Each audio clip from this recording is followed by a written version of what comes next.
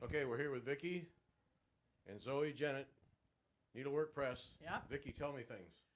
Oh my gosh, we've had a real run on our new product with it, which is Stitcher's Tea.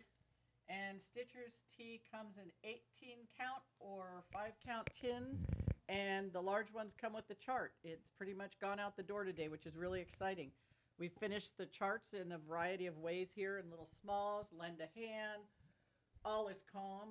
All is calm might be a little bit of a lie right now, but it's been a wonderful morning. We've been crazy busy. And then we have the cranberry hibiscus shows a little blackbird over there eating a berry off the bush. Um, we have some beautiful new samplers. One of them is Sarah Barker, and the original stitched on about a 28 count, and we opted to do the reproduction on a 40 count to show what it looks like both small and large, because you can see the large there on the original.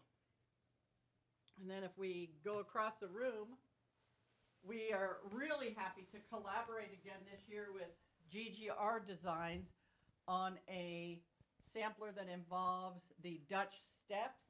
And the other part of that sampler is called Sarah Wise, and that's a little step house. And so we call it the Dutch Steps Duo. Mm-hmm. We also have a really unique little sampler to the left here that we call EF.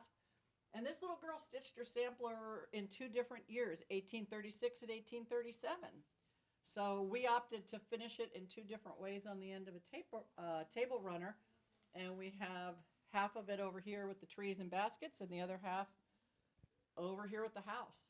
And just a fun little quick stitch, and a little bit of over one, a few specialty stitches, and cute sampler. Mm-hmm. Yep. And if you come to the left, we have Carolyn Alder, who stitched the bulk of her sampler over one, and she must have liked drinking wine, or her mother did, because look at the size of that grapevine on the right side of the house.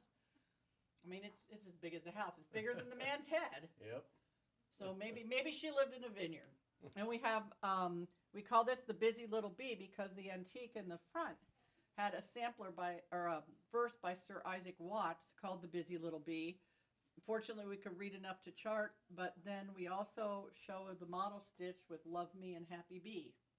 Mm-hmm. That's our busy bee. Um, Up above, we call this the Art of Needlework, and it's a little verse attributed to St. Clair, who is supposedly the patron saint of needlework. Whether that's a true legend or not, we don't know, but we did that in her honor. Um, this is Linda Vincent's. While it's here, I can go over at Needle Made Designs, the one on the top. There we go. Lucretia Dibble, what a name. And Linda might tell you a little bit more about it when she gets here, but that's hers. And then we also have another really nice verse on Eleanor Brad. Don't we all agree that our best friends are those who tell us of our faults and teach us how to correct them? Right? Yeah, that's Yeah, what we yeah. agree on. Yeah, Yes. we agree on. We We do. have a little sampler by a boy. The antique on the top, Virgil, is done on perforated paper. Mm-hmm. And Virgil was a neat little boy, but who knows if they're his fingerprints or through the years. And then we stitched it on linen and put it as a box top.